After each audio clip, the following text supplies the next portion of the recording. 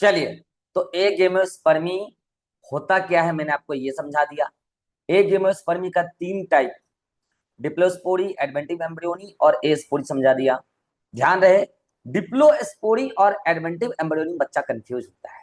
जैसे अभी शुभम दत्ता भी कह रहा था कि सर इसका मतलब तो एडवेंटिव एम्ब्रियोनी एक प्रकार का एपोस्पोरी है क्या? नहीं है, नहीं है। क्यों नहीं है? तो मैंने समझाया कि इस एडवेंटिव एम्ब्रियोनी के दौरान एक नहीं कई सारे एम्ब्रियो बनते हैं, और वहां ये बात तय है कि एम्ब्रियो न्यूसेलस और इंटेगुमेंट के ही सेल से बनेगा। डिप्लॉयड सेल्स ऑफ ओव्यूल, और वो कौन डिप्लॉयड सेल्स है? एमएमसी नहीं है, वो कौन है? Cell of nucleus, sorry, nucellus and integuments. और एपोस्पोरी में any diploid cells of ovule except MMC, कोई भी हो सकता है अदर सेल, हो सकता है वो न्यूसेलस इंटेगुमेंट ही हो।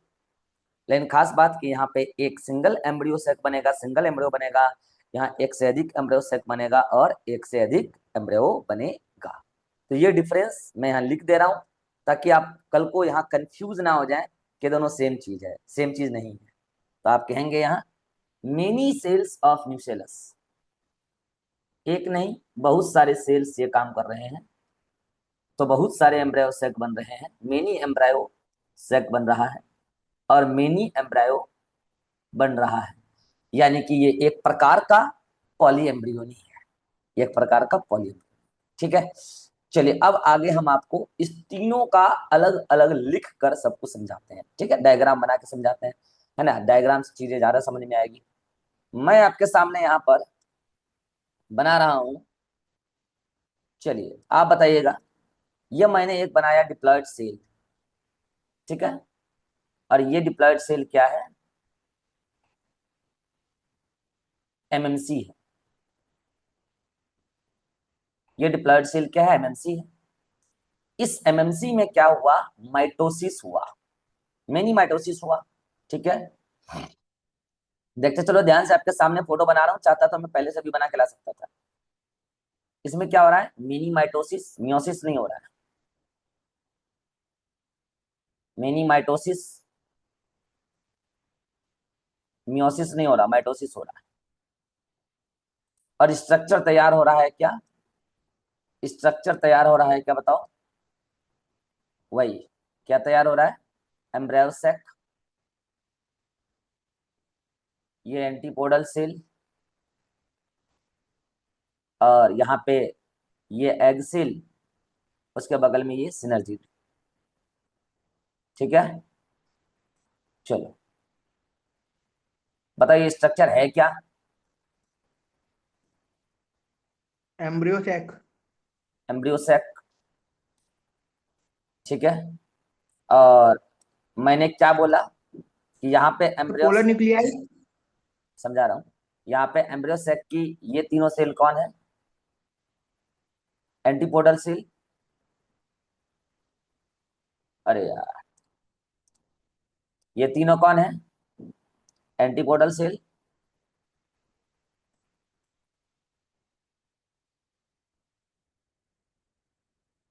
ठीक है, एंटीपोडल सेल्स, ये तो खर सिनर्जीड है। अरे यही वाला एक जूम में क्या सेटिंग हो गया है पता है।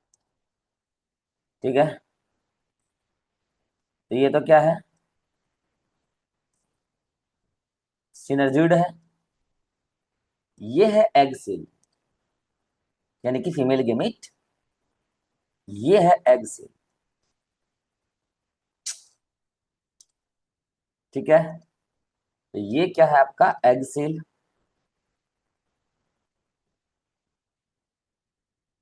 Female gamete. इंपॉर्टेंट बात ध्यान देने लायक ये है कि एग सेल भी यहाँ कैसी है जल्दी बताओ? एग सेल भी यहाँ कैसी है जल्दी बताओ? डिप्लॉयड। डिप्लॉयड। डिप्लॉयड। ध्यान देने योग्य यही है यहाँ पे। अब ये एग सेल डायरेक्टली डेवलप होके क्या बन, माइटोसिस हो जाएगा, और डायरेक्टली डेवलप होके क्या बन जाएगा? एम्ब्रियो। एग सेल में,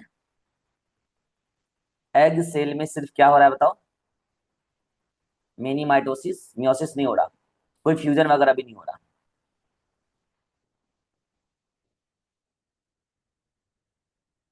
मैनी माइटोसिस हुआ, और फाइनली क्या बन जा रहा है बताओ? हाँ बताओ क्या बन जा रहा है? एम्ब्रियो। तो एम्ब्रियो तो बन गया, और एम्ब्रियो है भी डिप्लॉयड, लेकिन विदाउट, विदाउट क्या बना? फर्टिलाइजेशन। ध्यान देने योग्य ये है कि यहाँ एग सेल डिप्लॉयड है। यस और नो? मेन पॉइंट तो यही है ना कि यहाँ एग सेल डिप्लॉयड है, और होना भी चाहिए, क्योंकि यहाँ म्योसिस तो हुआ नहीं। बिना म्योसिस के एग सेल आगे डेवलप हो रही है, बन रही है। तो एग सेल कैसी है? डिप्लॉयड है। तो बताओ ये क्या है? डिप्लोस्पोरी।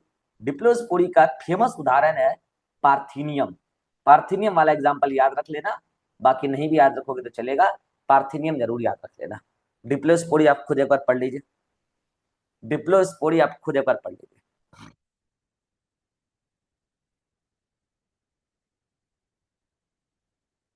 देख लिया diplospory? Yes. Yes, sir. Yes sir. चलिए, तो अब अगला क्या लेंगे हम बताओ? अब अगला एडवेंटिव एम्ब्रियोनी पहले ले लेते हैं, आओ। एडवेंटिव एम्ब्रियोनी में मैं आपको यहाँ पर बना के दिखा रहा हूँ, ये ओव्यूल है। गौर से देखना मैं क्या कह रहा हूँ, मैं पूरा ओव्यूल बना के दिखा रहा हूँ, ठीक है? ये ओव्यूल है। आपको पता है ओव्यूल किस तरीके से होता है? याद है? ये इंटेगुमेंट, थोड़ा ढंग से बन जाए, चलो ठीक, कोई बात नहीं। तो ये क्या हो गया बताओ? ये मान लो आउटर इंटेगुमेंट है, हैं? और इसके बाहर बना देते हैं और वो आउटर मान लेंगे।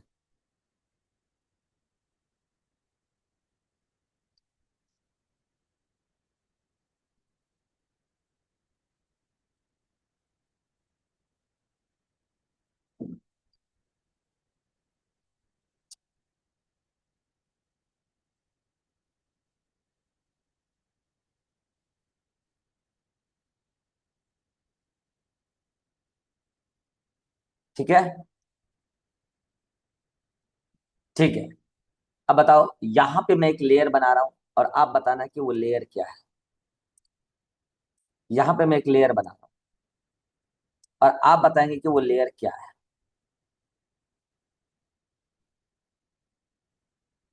ये लेयर क्या है बताओ? बताओ, कोई एनीबॉडी बताओ, कोई भी बताओ। Nucellus.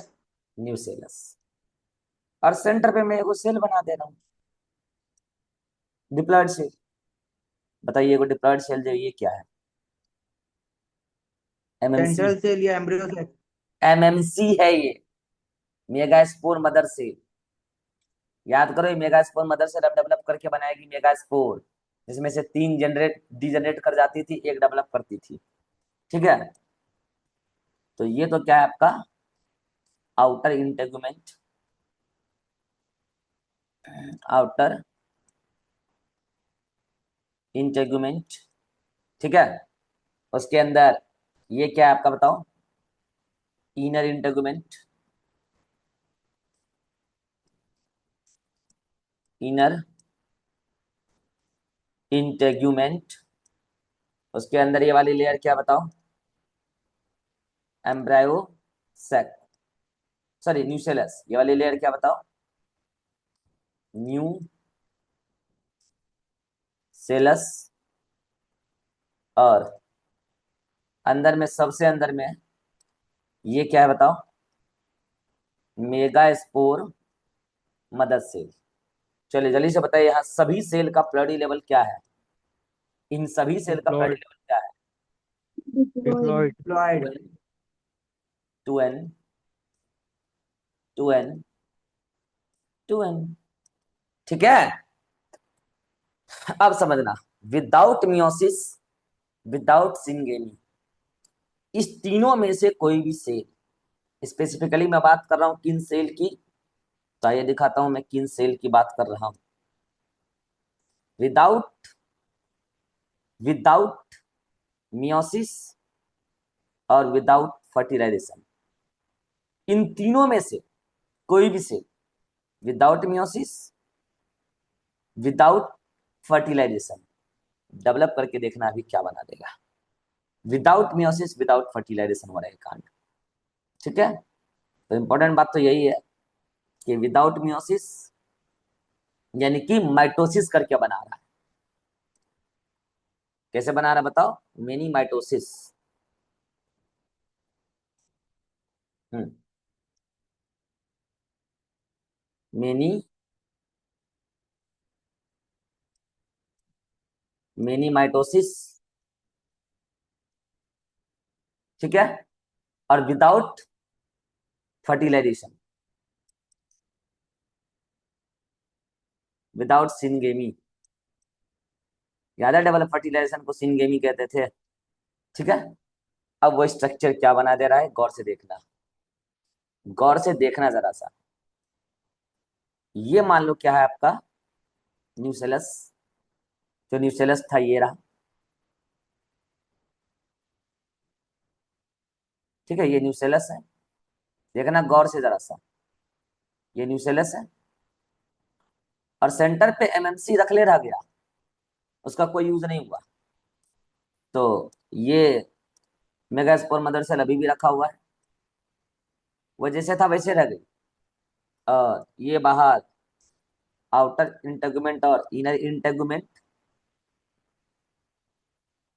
ठीक है, ये हो गया आपका इनर इंटेगुमेंट। ठीक है, और इसके बाहर ये क्या था बताओ? Outer integument. ठीक है, देखते चलो, आपके सामने फोटो बना रहा हूं ताकि आप समझो। मैं चाहता तो पहले से भी बना के ला सकता था। अब हो क्या रहा है, यहां पर एगो एम्ब्रियो नहीं बन रहा है, बहुत सारा एम्ब्रियो बन जा रहा है। एगो एम्ब्रियो नहीं बन रहा है, बहुत सारा एम्ब्रियो बन जा रहा है। कहाँ पे? कोई यहां बन गया, कोई यहां बन गया, समझ रहे हो? कोई यहां बन गया, कोई यहां बन गया, यहाँ। बताओ एगो एम्ब्रियो बन रहा है कि बहुत सारा एम्ब्रियो बन रहा है? बहुत सारा एम्ब्रियो बन रहा है। क्या वो मेगास्पोर मदर सेल के सेल से बन रहा है क्या? नहीं।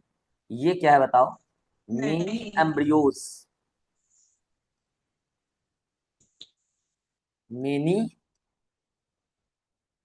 एम्ब्रियोज। तो बताओ, ये जो मैंने अभी आपको आपके सामने पूरा प्रोसेस दिखाया, ये कौन सा प्रोसेस है?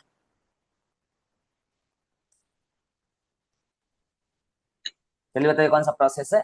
Adventive embryo. एम्ब्रियोनी।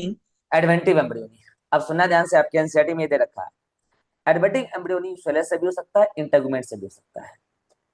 एक एग्जांपल जो आपको याद रखना है किसमें? न्यूसेलस से डेवलप होने वाला, न्यूसेलस से डेवलप होने वाला जो पॉली एम्ब्रियोनी है, यानी कि सॉरी एडवेंटिव एम्ब्रियोनी है, वो साइट्रस है, मेंजीफेरा है, ओपनसिया है और प्याज ओनियन है। तो बताओ न्यूसेलस से कौन कौन है? साइट्रस, मेंजीफेरा, ओपनसिया और ओनियन। एग्जाम्पल तो आपको याद रखने पड़ेंगे।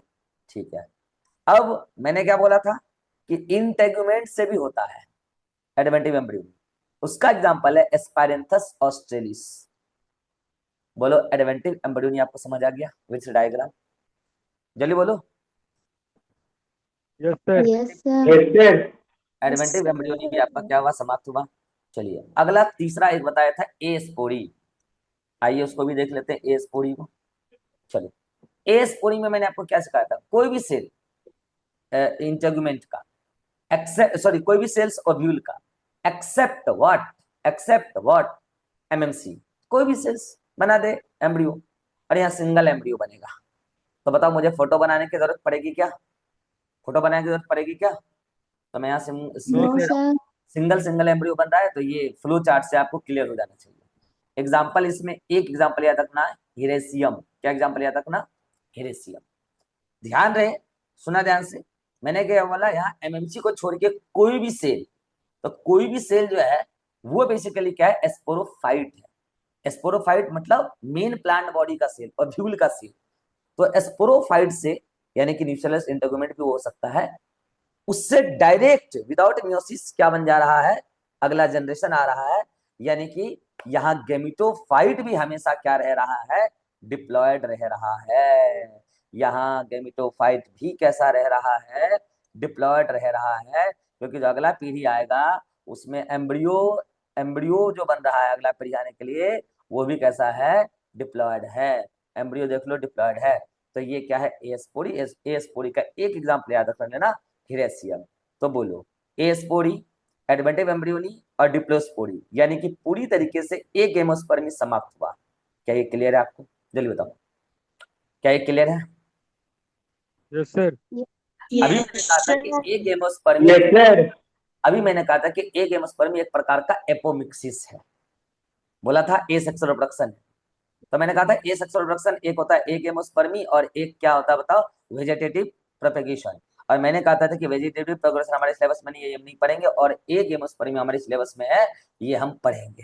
एक गेमोस्पर्मी हमने पूरा पढ़ लिया। अब यानी कि एपोमिक्सिस हमारे सिलेबस में जो भी था वो हमने पूरा पढ़ लिया है, वो हमने पूरा पढ़ लिया है। अब मन में आता है कि क्या ये एपोमिक्सिस प्लांट में अच्छी चीज है? विदाउट फर्टिलाइजेशन अगली पीढ़ी आ रही है, क्या ये प्लांट में अच्छी चीज है, प्लांट के लिए अच्छी चीज है? No sir. दो बातें करूंगा, दो नो बातें। सर। प्लांट के लिए ये अच्छी चीज नहीं है, लेकिन हम सबके लिए अच्छी चीज है। अगर मैं आपको बोलूं कि बिना ब्याह के बच्चा हो जाए, ये अच्छा चीज है? मतलब ब्याह हुआ ही नहीं आज तक, किसी फीमेल की जरूरत फीमेल देखा तक नहीं वो जीवन में, या फिर वो फीमेल आज तक मेल को देखी तक नहीं है जीवन में, फिर भी उसको बच्चा हो जा रहा है। ऐसा रामायण महाभारत में होता था, याद करो। वो अलग टाइप का हिस्ट्री है भाई, उस पर कोई सवाल जवाब नहीं कर सकते हम। लेकिन क्या ऐसा पॉसिबल है कि विदाउट मैरिज बेबी बर्थ हो जाए? ह्यूमन में तो ऐसा नहीं है यार, प्लांट में है ऐसा, प्लांट में है। प्लांट में विदाउट फर्टिलाइजेशन सीड बन रहा है, उससे अगला पीढ़ी आ रहा है। प्लांट के लिए ये अच्छी बात नहीं है। अब आप बोलो क्यों नहीं अच्छी बात है? मैंने कहा था कि जब सीड बनेगा, वेरिएशन नहीं आएगा सर। हाँ, वेरिएशन नहीं आएगा। जब सीड बनेगा फर्टिलाइजेशन, तो उसमें वेरिएशन आएगा, और वेरिएशन सर्वाइवल के लिए जरूरी चीज है। प्लांट के लिए तो नुकसानदेह चीज है।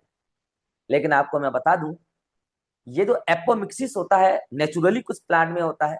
एपोमिक्सिस का ही एक टाइप है एगेमोस्पर्मी, और उसका तीन टाइप था, डिप्लोस्पोरी, एस्पोरी और एडवेंटिव एम्ब्रियोनी। ये तीनों किसी न किसी प्लांट में तो पाया ही जाता है। एग्जाम्पल भी मैंने आपको बोला। साइंटिस्ट इस मैकेनिज्म को पढ़ चुके हैं, स्टडी कर चुके हैं, एपोमिक्सिस की मैकेनिज्म को समझ चुके हैं। यहां तक कि साइंटिस्ट इस जीन को भी ढूंढ चुके हैं कि आखिर वो कौन सा जीन यहाँ पे एमएमसी में है, इस वाले में आखिर वो कौन सा जीन एमएमसी में है, आखिर वो कौन सा जीन यहाँ एमएमसी में है कि वो इसको स्टिमुलेट कर रहा है कि तुम डायरेक्ट एम्ब्रियो सेक बना दो और डायरेक्ट एम्ब्रियो बना दो। आखिर वो कौन सा जीन इस न्यूसेलस और इंटेगुमेंट के सेल में है जो एक ही साथ बहुत सारे एम्ब्रियो बनाने के लिए स्टिमुलेट कर रहा है उसको, वो भी विदाउट मियोसिस, विदाउट फर्टिलाइजेशन। आखिर वो कौन सा जीन है यहाँ पे एमएमसी के अलावा अदर सेल्स ऑफ ओव्यूल में कि उसको डायरेक्ट बोल रहा है एम्ब्रियो सेक बना और एम्ब्रियो बना? आखिर कोई ना कोई जीन तो होगा। साइंटिस्ट उस जीन को बोल रहे हैं एपोमिक्टिक जीन। एपोमिक्टिक जीन मतलब जो एपोमिक्सिस करवाने के लिए जिम्मेदार है। साइंटिस्ट उस एपोमिक्टिक जीन को पता लगा चुके हैं। सुनना ध्यान से, साइंटिस्ट उस एपोमिक्टिक जीन को पता लगा चुके हैं बहुत सारे प्लांट में। पूरे दुनिया की बड़ी बड़ी लेबोरेटरी में अरबों खरबों डॉलर खर्च किया जा रहा है इस एक्सपेरिमेंट पर। पूरे दुनिया की बड़ी बड़ी लेबोरेटरी में, एग्रीकल्चर लेबोरेटरी में अरबों खरबों डॉलर खर्च हो रहा है कि कैसे भी उस एपोमिक्टिक जीन को प्लांट से निकाल के आइसोलेट कर लें। हो नहीं पाया सक्सेसफुली। उस जीन को आइसोलेट कर लें, बायोटेक्नोलॉजी में आपको सिखाऊंगा जीन आइसोलेशन कैसे होता है, आइसोलेट कर लें। अब आपके दिमाग में आ रहा होगा सर वैज्ञानिक इतना अरबों खरबों डॉलर इस रिसर्च पर इतना खर्च आखिर हो क्यों रहा है, क्या भविष्य है इसमें? प्लांट के लिए तो नुकसानदेह चीज है ना, ये तो अपने लिए फायदेमंद चीज है। बताते हैं कैसे। आज के डेट में चाहे वो किसान भारत का हो या अमेरिका का हो या कहीं का हो, किसान को एक बड़ा समस्या फेस करने को देखने को मिलता है। अगर आप फार्मर फार्मर फैमिली से बिलोंग करते होंगे तो शायद आपको मालूम होगा, हाइब्रिड सीड आता है बाजार में। हाइब्रिड सीड, हाइब्रिड कैसे पैदा करते हैं आपको मैंने पढ़ाया है इसी चैप्टर में। याद आ गया?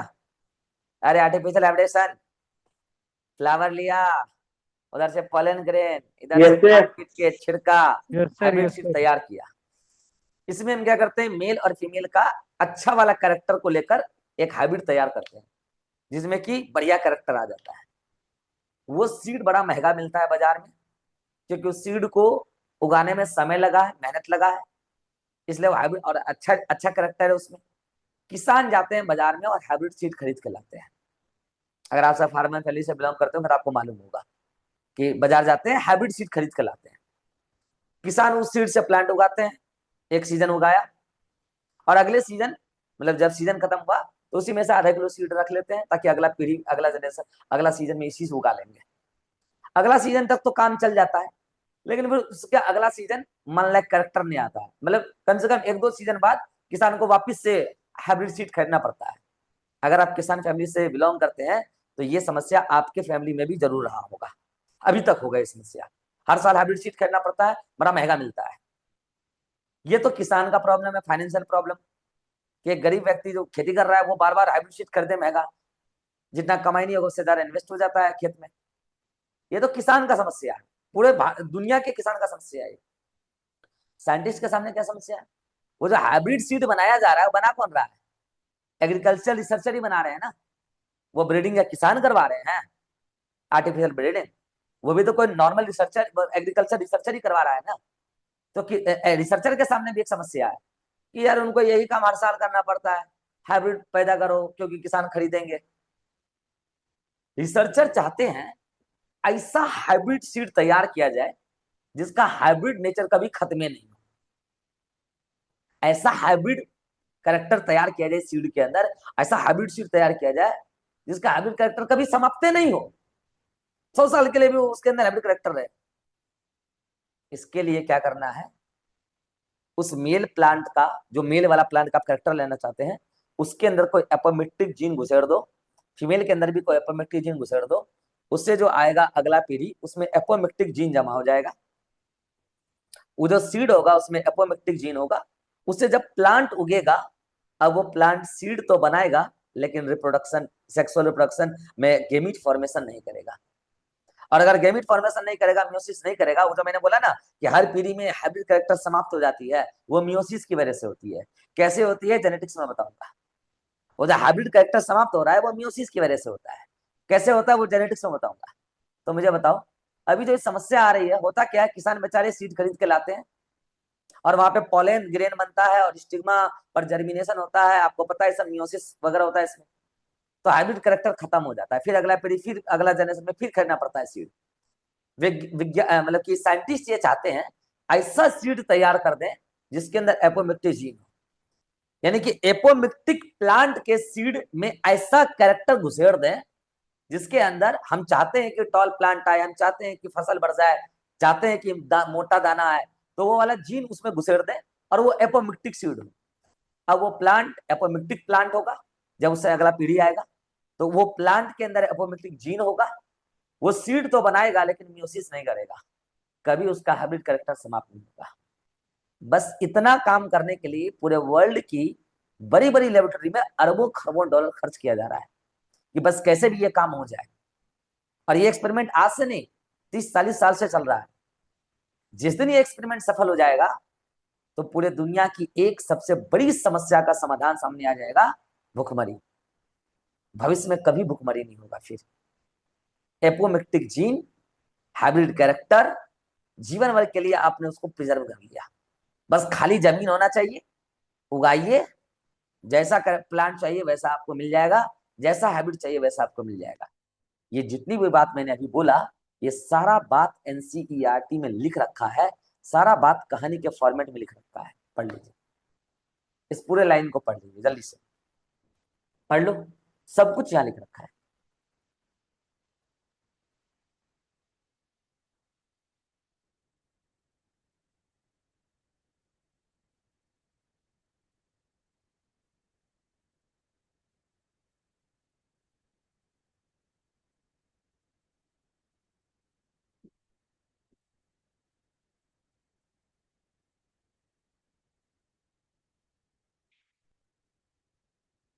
पढ़ लिए क्या?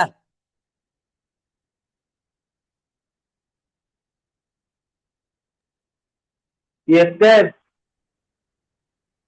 Everybody yes sir. पूरा लाइन पढ़िए, उसको पूरा लाइन।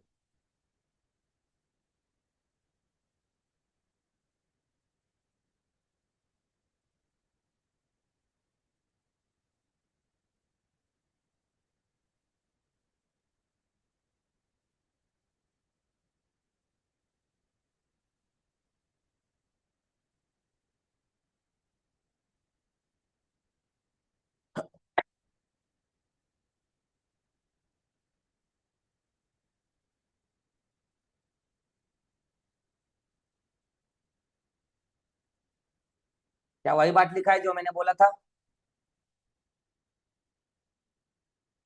Yes sir.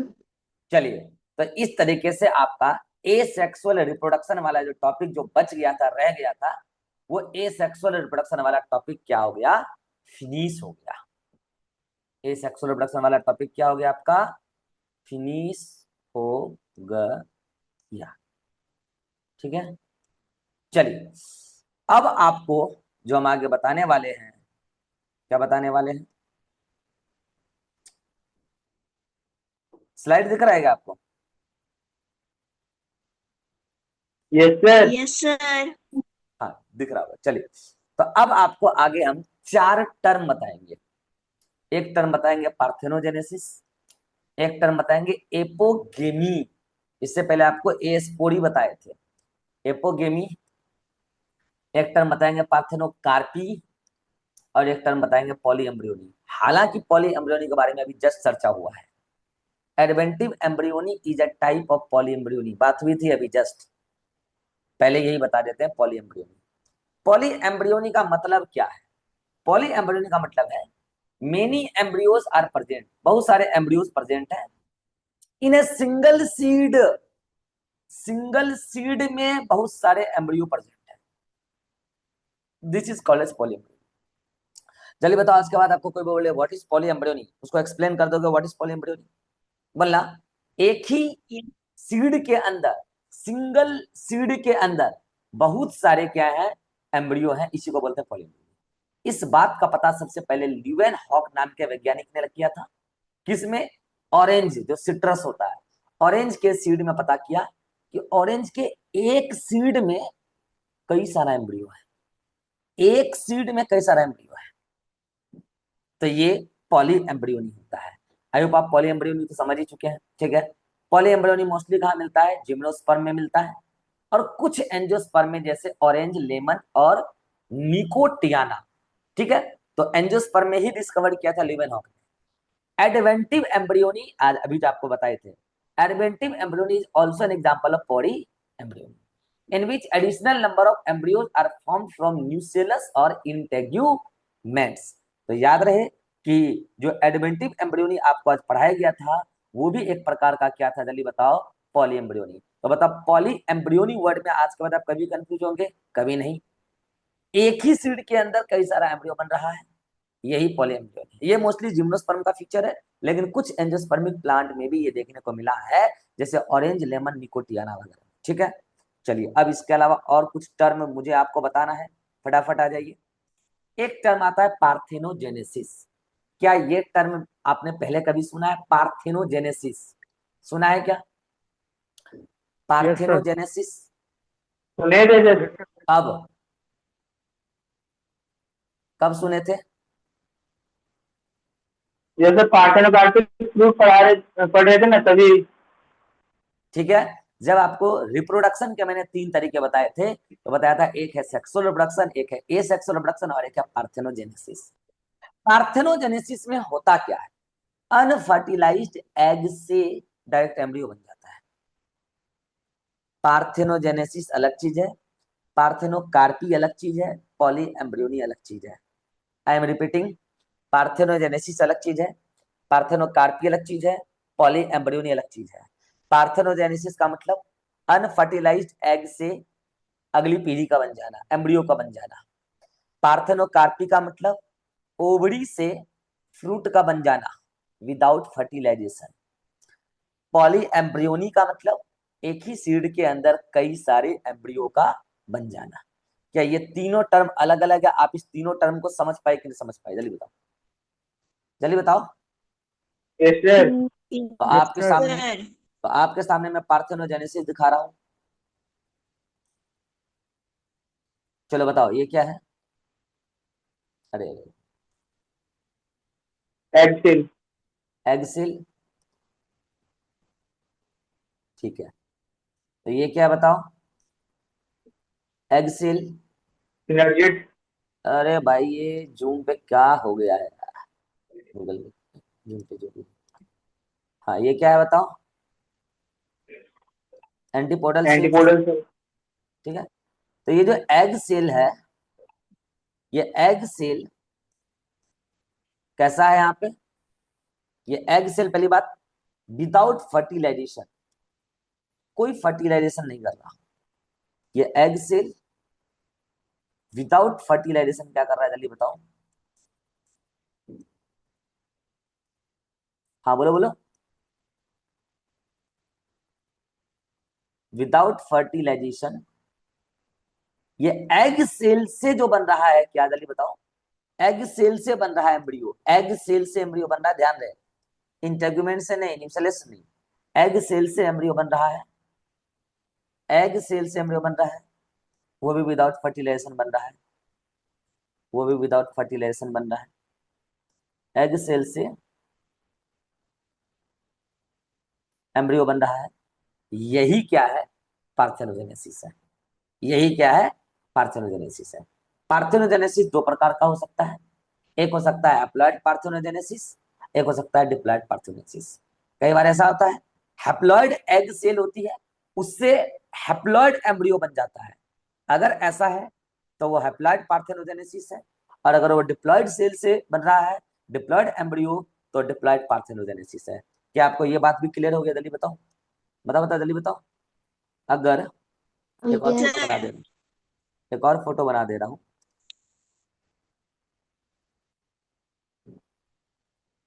एम्ब्रियो बन रहा है। अरे यार एमबी कम है।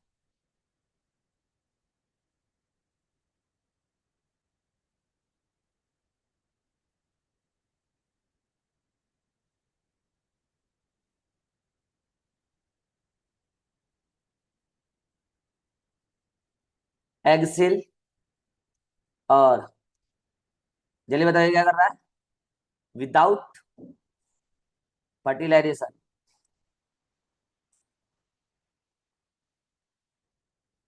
अरे भाई साहब, हाँ विदाउट फर्टिलाइजेशन ये क्या कर रहा है? जल्दी बताओ।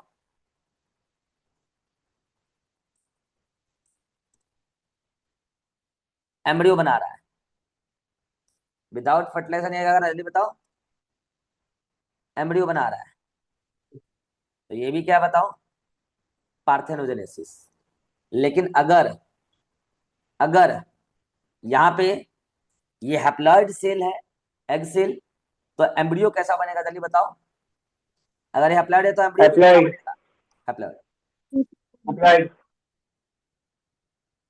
तो एम्ब्रियो भी कैसा बनेगा? अरे यार, एम्ब्रियो भी कैसा बनेगा? हैप्लॉइड। और अगर ये एग सेल डिप्लॉयड है तो एम्ब्रियो भी कैसे बनेगी?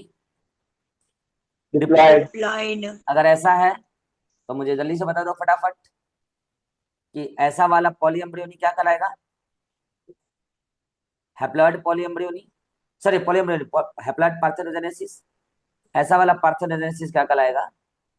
डिप्लॉयड पार्थेनो। डैड बोलो ये बात क्लियर हो गया? तो यस सर। ये है sir. Sir haploid haploid partheno, haploid parthenogenesis. और ये क्या बताओ? Diploid parthenogenesis.